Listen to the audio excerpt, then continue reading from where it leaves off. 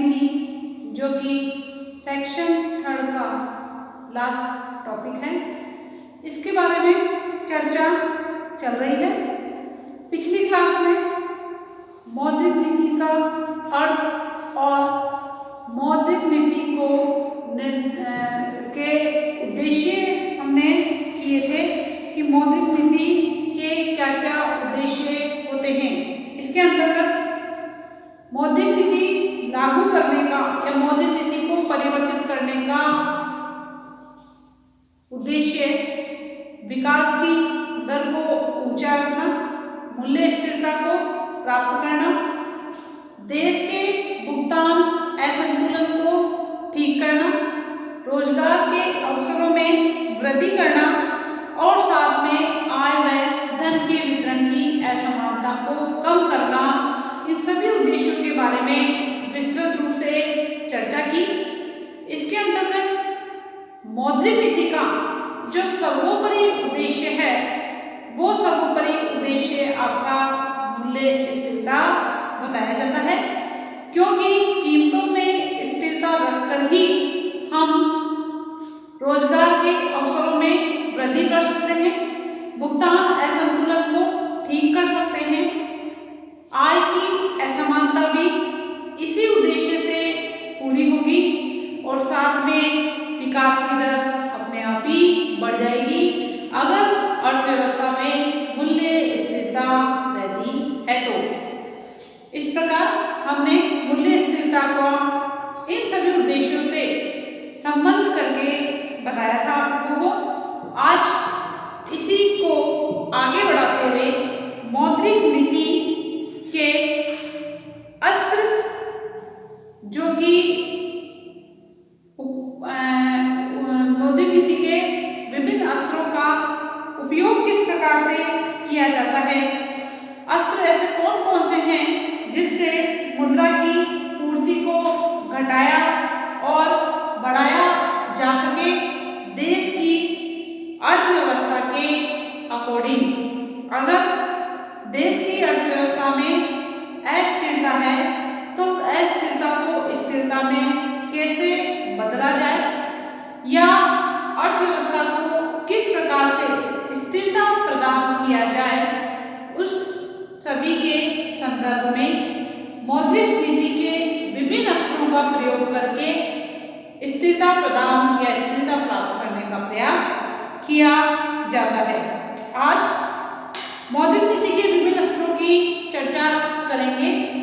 उन सभी अस्त्रों की चर्चा करने से पहले हमको वो तालिका या इंडेक्स बनानी होगी जिसमें मौद्रिक नीति के विभिन्न अस्त्र शस्त्र आते हैं।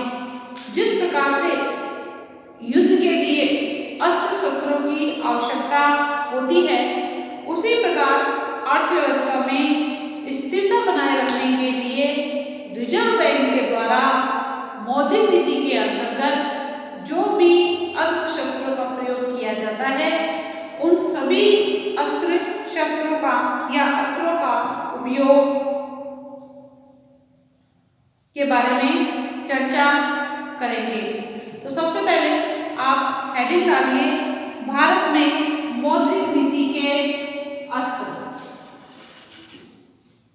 तो भारत तो है, भारत में कर रहे हैं, तो आप डायरेक्ट ऐसे लिख लीजिए, मौद्रिक नीति के अस्त्र। मौद्रिक नीति के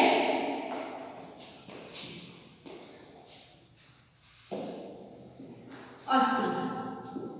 मौद्रिक नीति के अस्त्रों को वही इंडेक्स के द्वारा कि ऐसे कौन कौन से रिजर्व बैंक के द्वारा अस्त्रों का या मौद्रिक नीति के अस्त्रों का प्रयोग किया जाता है जिससे देश की अर्थव्यवस्था में स्थिरता लाई जाती है। इसके अंतर्गत सबसे पहला जो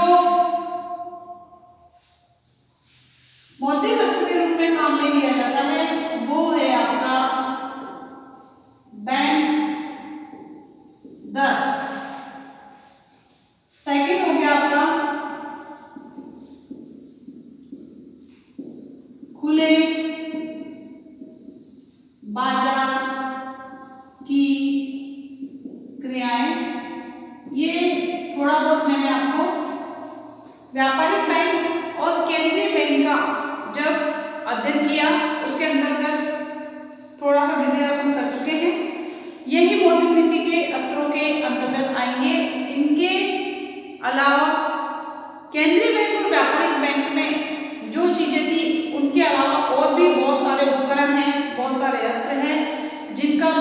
के अस्त्रों के रूप में प्रयोग किया जाता है, उन सभी अस्त्रों की चर्चा इसके अंतर्गत की जाएगी। इसके बाद आपका थर्ड जो है वो होगा नगद रिजर्व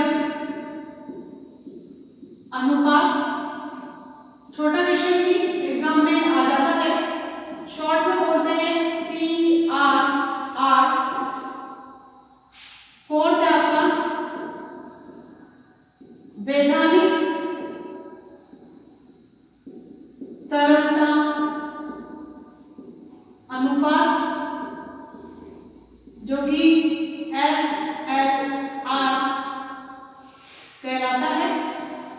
इसके बाद जो आपका नेक्स्ट है वो है रेपो दर, रिवर्स रेपो दर और MSF।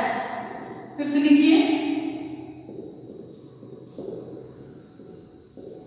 रेपो दर,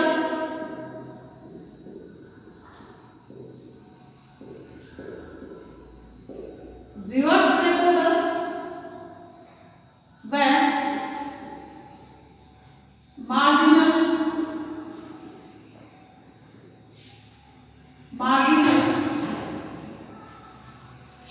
जिसको स्टैंडिंग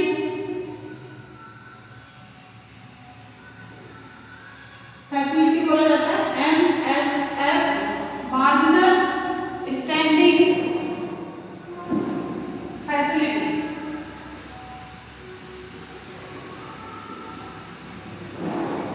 ये तीनों अलग अलग हैं, इनको आप एक मत ना मान लेना। रेपो दर अलग होता है, रिवर्स रेपो दर अलग होता है और MSF मार्जिनल स्टैंडिंग फैसिलिटी ये अलग होता है। इसके बाद चयनित साख नियंत्रण, यहाँ पर मैंने जगह दी है तो मैं यहाँ पर लिख रही हूँ। 6 पॉइंट आपका यहाँ आ जाएगा, चयनित साख नियंत्रण। इसमें भी अलग अलग है, जिसके अंतर्गत उधार की अधिकतम सीमाएं, न्यूनतम मार्जिन की आवश्यकताएं, उधार की न्यूनतम दरें, ये सभी चयनित साख नियंत्रण के अंतर्गत आती है। तो इसके भी आप पाठ कर लीजिए। न्यूनतम मार्जिन की आवश्यकताएं, न्यूनतम मार्जिन की आवश्यकताएं। सेकंड हो जाएगा उधार की अधिकतम सीमाएं, उधार की अधिकतम सीमाएं। और थर्ड जो होगा आपका फर्स्ट इसमें चयनित साख नियंत्रण के अंतर्गत 3 चीजें आएंगी, न्यूनतम मार्जिन की आवश्यकताएं, उधार की अधिकतम सीमाएं, उधार की न्यूनतम दरें। उधार की न्यूनतम दरें, ये आपके चयनित साख नियंत्रण के अस्त्र में या मौद्रिक नीति के अंतर्गत आएगा। इसके बाद साख नियोजन, जो कि 7 पॉइंट है आपका। साख नियोजन, जो उधार दिया जाता है उसको नियंत्रित करके, नियोजित करके उधार दिया जाए। इसके अलावा प्रत्यक्ष साख आवंटन कंटिन्यू है इसी में ही, प्रत्यक्ष साख आवंटन मैं यहां लिख रही हूं। प्रत्यक्ष साख आवंटन व साख की राशि व साख की राशि, ये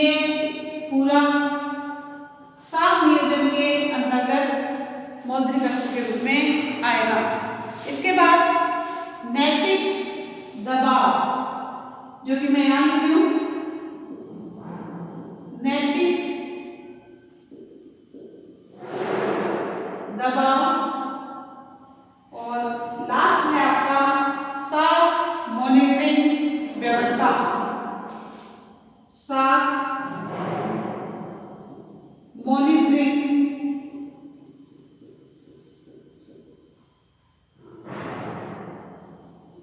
व्यवस्था, जो कि मौद्रिक नीति के अस्त्रों में लास्ट अस्त्र माना जाता है। शॉर्ट में इसको क्या बोलेंगे, CMA, जिसके बारे में पिछले लेसन्स में मैंने आपको व्यापारिक बैंक और केंद्रीय बैंक जब किया बताया था थोड़ा बहुत।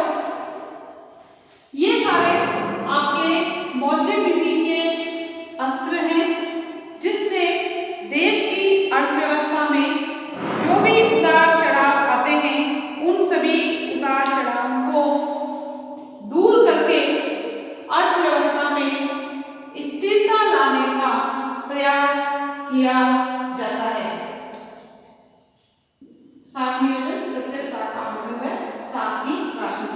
ये सारे जो अस्त्र हैं, इन सभी को आप या तो लिख लीजिए या स्क्रीनशॉट ले लीजिए।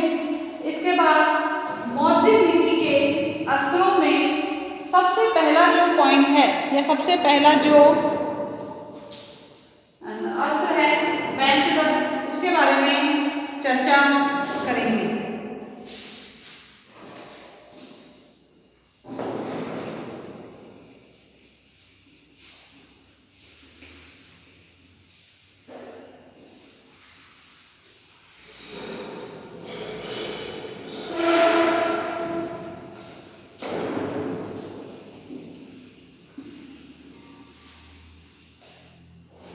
सबसे पहला पॉइंट डालिए, बैंक दर।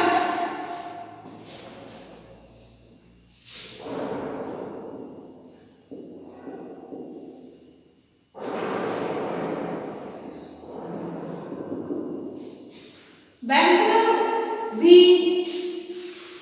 अर्थव्यवस्था में या मौद्रिक नीति के अंतर्गत सफलता उपकरणों में माना जाता है। भारतीय रिजर्व बैंक जो कि RBI होता है, ये रिजर्व बैंक विनिमय बिलों व प्रोमेसरी नोटों की पुनर्कटौती, कर्ज के रूप में, अग्रिम राशियों के रूप में व्यापारिक बैंकों तथा सरकारी सहकारी बैंकों को और अन्य वित्तीय संस्थाएं जैसे कि भारतीय औद्योगिक वित्त निगम होता है, भारतीय औद्योगिक विकास बैंक होता है, इन सभी को वित्त प्रदान करता है, पूंजी देता है, जिसकी आधारभूत लागत इसके बदले में इन वित्तीय संस्थाओं को, बैंकों को ब्याज देना पड़ता है। वह ब्याज ही, वह लागत ही बैंक दर कहलाती है या बैंक दर से निर्धारित होती है। तो आधारभूत लागत बैंक दर से निर्धारित होती है। कहने का मतलब क्या होता है, रिजर्व बैंक जो है RBI, रिजर्व बैंक के द्वारा व्यापारिक बैंकों को, व्यापारिक बैंकों, अन्य वित्तीय संस्थाओं,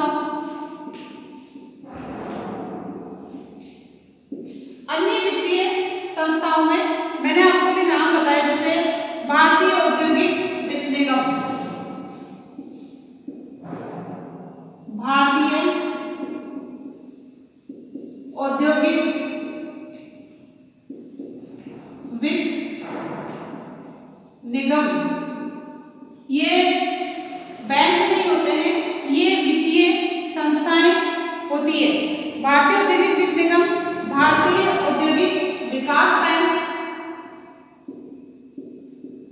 भारतीय औद्योगिक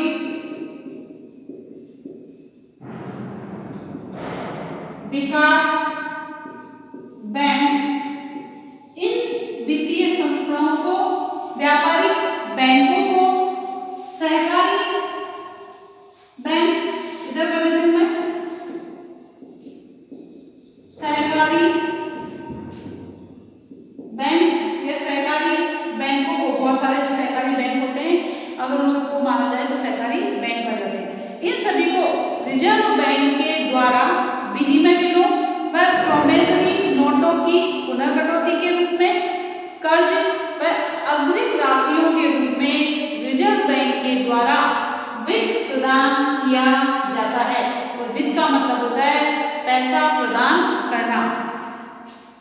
इसके अंतर्गत जिसकी आधारभूत लागत, जब रिजर्व बैंक इनको पैसा देता है, उस पैसे की जो लागत आती है वो लागत ही बैंक दर से निर्धारित होती है। यानी इनके बदले में इन संस्थाओं को, व्यापारिक बैंकों को, सहकारी बैंकों को जो भी ब्याज देना होता है वो ब्याज क्या कहलाती है? बैंक दर कहलाती है। इस प्रकार बैंक दर रिजर्व बैंक के द्वारा जो पैसा विनिमय बिलों के, प्रोमिसरी नोटों की पुनर्कटौती के रूप में, कर्ज के रूप में, अग्रिम राशियों के रूप में जब दिया जाता है तो ये आपका बैंक दर कहलाता है। इसके बदले में इन सभी संस्थाओं को, बैंकों को, सहकारी बैंकों को इसके बदले में एक दर लगाई जाती है, वो पैसा ब्याज के रूप में इन्हें देना होता है। ये जो साधन है, जो कि बैंक दर है, ये साख नियंत्रण का महत्वपूर्ण साधन मानी गई है। इंपॉर्टेंट साधन माना जाता है कि अगर हमें देश की अर्थव्यवस्था में साख को नियंत्रित करना है तो इसकी मात्रा को किस प्रकार से परिवर्तित करके, वृद्धि या कमी करके साख को कंट्रोल किया जा सकता है। बैंक दर दो प्रकार से कार्य करती है। अब ये जो बैंक दर है इसके भी दो प्रकार के कार्य हैं। एक तो है संकेत दर और एक है संदर्भ दर। देखिए इसको, फर्स्ट तो है संकेत दर, सेकंड है इसका पार्ट जो कि है संदर्भ दर। ये दो प्रकार के बैंक दर जो है कार्य करती है। इन रूपों में संकेत दर के रूप में इसके परिवर्तन ब्याज की विभिन्न दरों में उसी दिशा में परिवर्तन का संकेत देते हैं। जिस प्रकार केंद्रीय बैंक वाले चैप्टर में अपन ने पढ़ा कि आरबीआई ने शुरू से लेकर 19 फरवरी 2012 तक इसमें 29 बार परिवर्तन किए हैं। संकेत दर के अंतर्गत रिजर्व बैंक आरबीआई क्या करता है? आरबीआई देश की अर्थव्यवस्था के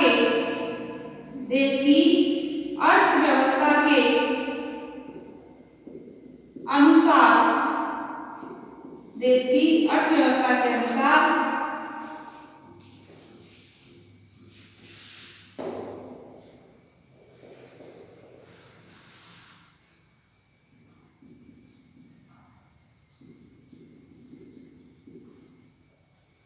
बैंक दर में परिवर्तन करता है। बैंक दर में परिवर्तन करता है। किसमें? संकेत दर के अंतर्गत।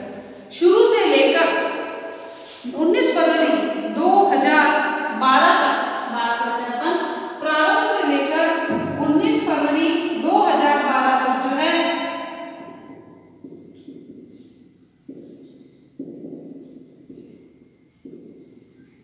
कितनी बार? 29 बार बैंक दर में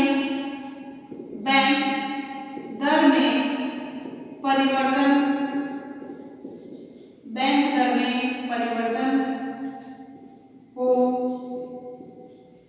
चुका है। कहने का मतलब बैंक दर में कमी और वृद्धि की गई है। यह 5 जुलाई 1935 को 3.5% थी। बैंक दर जो है 5 जुलाई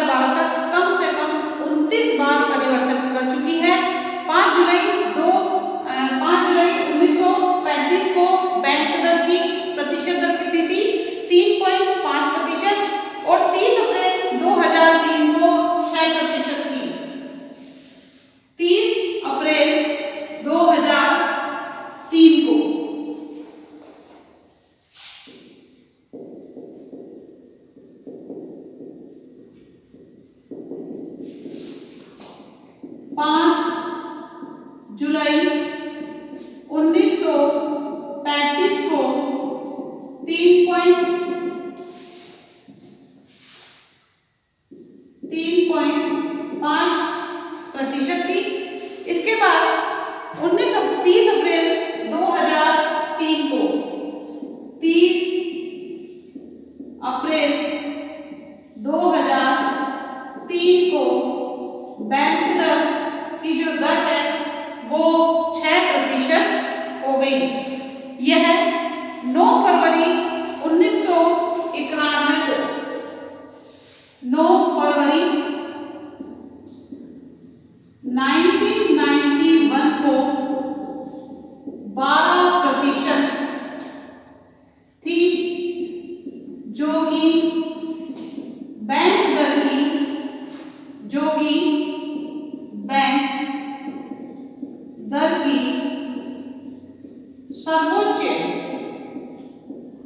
सर्वोच्च का मतलब क्या होता है? सबसे ऊपर। बैंक दर की सर्वोच्च दर मानी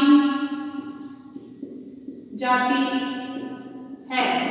9 फरवरी 1991 को बैंक दर की जो दर है वो 12% की थी। इसके बाद 30 अप्रैल 2003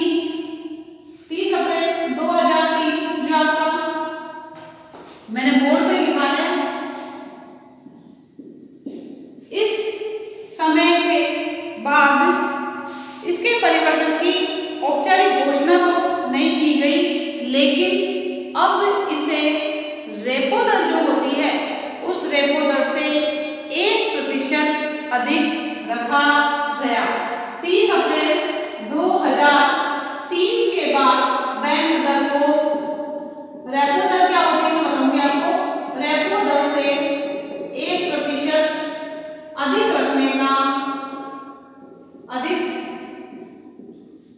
रखने का प्रावधान रखा कि जितनी भी रेपो दर होगी उसका 1% जो है बढ़ाकर बैंक दर को रखा जाएगा। अब बात करते हैं रेपो दर की। रेपो दर क्या होती है मैं आपको शॉर्ट में बता देती हूँ, बाद में पढ़ाऊंगी जब इसका पॉइंट आएगा। यह ब्याज की अल्पकालिक दर होती है जिस पर व्यापारिक बैंक RBI से उधार लेते हैं, जिसकी अवधि समाप्त होने के बाद इन व्यापारिक बैंकों को रिजर्व बैंक को वापस पैसा लौटाना होता है। कहने का मतलब अल्पकाल के लिए जब व्यापारिक बैंकों को पैसों की आवश्यकता होती है तो वो रिजर्व बैंक से पैसा प्राप्त कर सकती है। इसके बदले में व्यापारिक बैंकों को जो ब्याज देना होता है वह ब्याज ही रेपो दर कहलाती है। इस प्रकार बैंक दर जो है 30 अप्रैल 2013 से रेपो दर से 1% रखने का प्रावधान रखा गया और इसका प्रयोग MSF दर के रूप में व्यापारिक बैंकों को एक सीमा के ऊपर कर्ज देने के लिए रिजर्व बैंक द्वारा इस्तेमाल किया जाने लगा। बाद में क्या हुआ, इसे MSF मार्जिनल स्टैंडिंग फैसिलिटी के तहत जो है व्यापारिक बैंकों को रिजर्व बैंक के द्वारा एक सीमा फिक्स होती है, एक सीमा तक जो है एक सीमा के ऊपर तक कर्ज देने के लिए इसका या रिजर्व बैंक के द्वारा बैंक दर का इस्तेमाल किया जाने लगा। कहने का मतलब अब जो बैंक दर होगी वो MSF मार्जिनल स्टैंडिंग फैसिलिटी के समान ही होगी। 3 मई 2013 से रेपो रेट 7.25% किए जाने पर MSF यह जो बैंक दर है वो कितनी होगी 8.25। क्यों? क्योंकि जो आपकी रेपो दर है वो रेपो दर कितनी थी 7.25% थी। कौन से समय में? ये थी आपकी 3 मई 2013 को। 3 मई 2013 को जो है रेपो रेट 7.25 थी तो बैंक दर या जिसको एमएसएफ के समान रखना है या एमएसएफ के बराबर रखना है वो होगी आपकी 8.25%, क्योंकि रेपो दर से 1% इसको ज्यादा रखना है। 5 जुलाई 2013 को एमएसएफ में 2% की वृद्धि की गई। 5 जुलाई 2013 को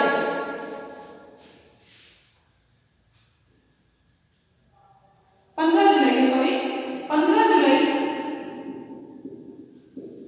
2013 को एमएसएफ में 2% की वृद्धि की गई।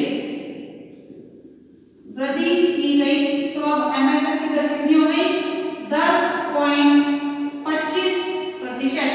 8.25 में आप 2% जोड़ोगे तो 10.25 आ जाएगा, जिसे बैंक दर भी कितनी होगी, क्योंकि बैंक दर एमएसएफ के समान ही होगी, तो बैंक दर और एमएसएफ जो है 10.25 हो गई।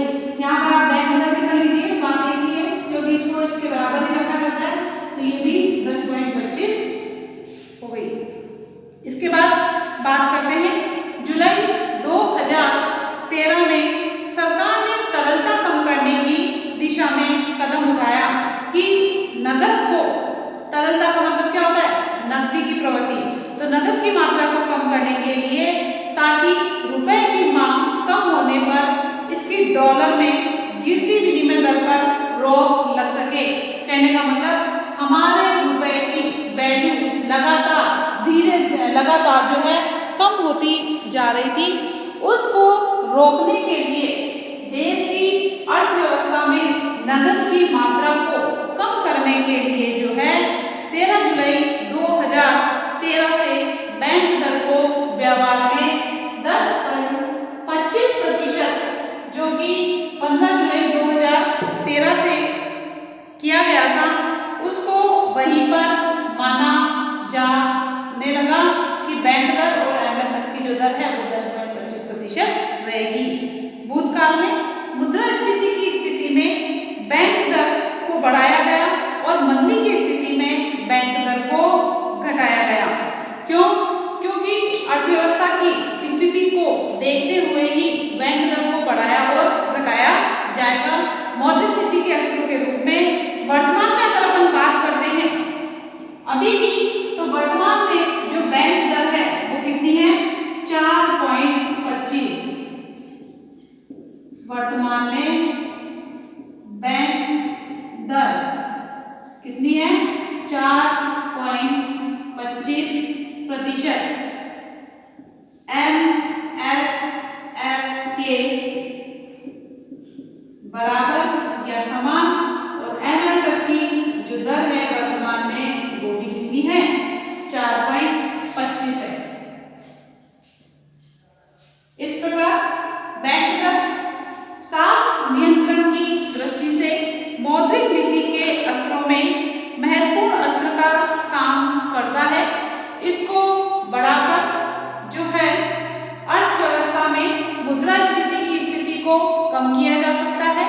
इसको घटाकर अर्थव्यवस्था में मंदी की स्थिति को दूर किया जा सकता है।